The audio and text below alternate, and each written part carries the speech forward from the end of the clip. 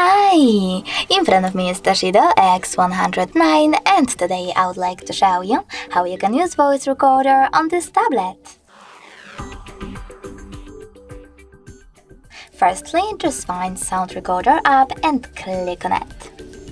Now tap on this red button and select Allow in the pop-ups.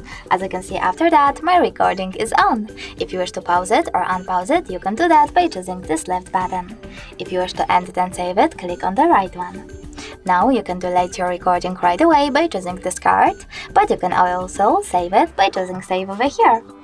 Then click on this right button to access list of all your recordings, and as you can see, mine is over here. If you wish to play it, just click on it. If you wish to delete it though, you need to go back,